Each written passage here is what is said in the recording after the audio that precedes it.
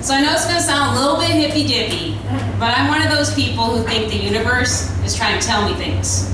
Let me explain how I receive my messages. If I drive by the Tasty Donut in West Hollywood, and there is a parking spot right in front,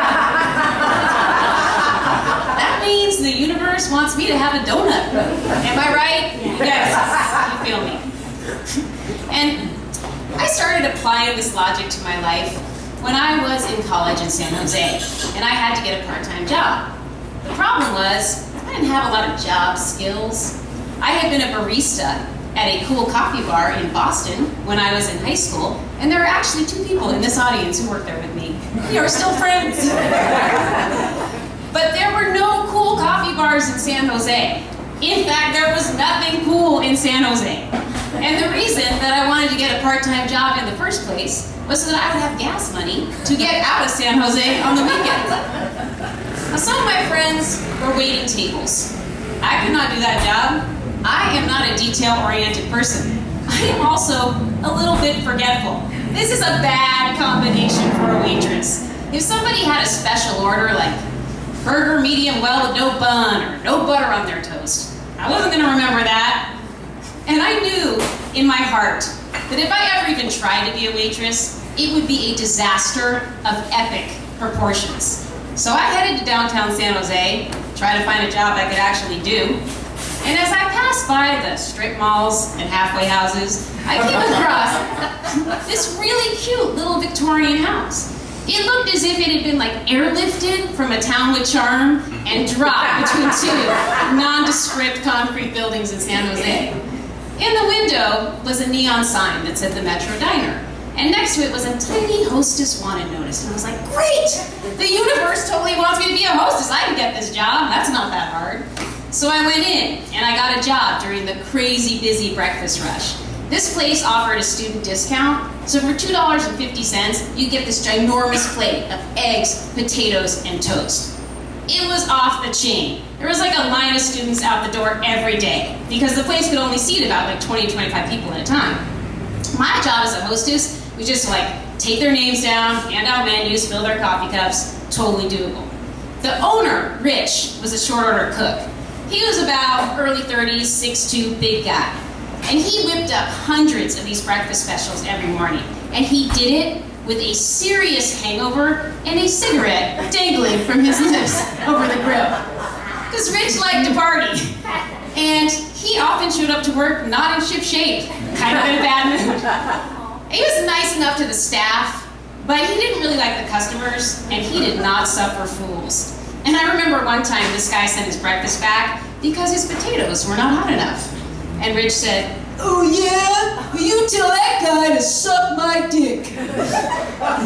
Yeah, and he didn't say it quietly in an inside voice. He said it very loud, so that you could hear it through the pass-through window into the restaurant. But he didn't care, because he felt like when you're paying $2.50 for a gigantic plate of food, you don't get to complain. He was right. He was getting super sick of dealing with in-grades and students, and he wanted to try opening the restaurant for dinner. He asked me if I would be a waitress during the dinner shift. Well, naturally my reaction was, oh, hell to the no. But then I thought, hang on a second. What if this is the universe's way of trying to tell me that I should be a waitress? Perhaps I have been fooling myself. I might actually be the greatest waitress the world has ever known.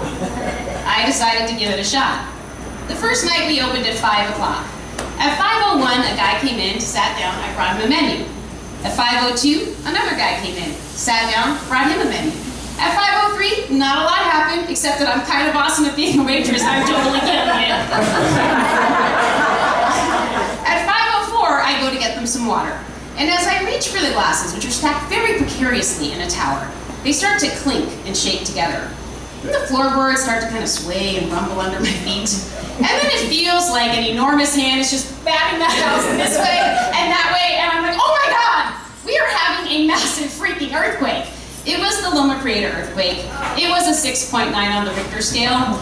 We were 20 miles from the epicenter, and it was categorized as a violent quake. Now, I am from California, people, but I had never felt anything like this. So I froze. and prepare to die. And as I was contemplating my imminent death, it occurred to me that I was going to die as a waitress in San Jose, doing the one thing I never wanted to do, in the one place I never wanted to do it. It was the universe's cruelest joke. Well, that's when I felt a hand on the back of my shirt pulling me. And he was rich. And he pulled me into this little closet where we kept the cash register. And we stood in the doorway. And he made a human shield with his giant body over mine. And let me tell you, this was like way closer to rich than I ever wanted to be. But he was incredibly calm. And he was like, you know what? It's just a little earthquake. It's not a big deal. Okay, meanwhile, pots and pans are playing around the kitchen. There's sirens outside. Just miles away, and a highway collapsed. In the city of Santa Cruz, an entire outdoor mall was flapped. And I was like, Rich, I don't think we're going to be okay. Because it feels like the floorboards are going to give out under our feet, and we are going to descend into the depths of hell.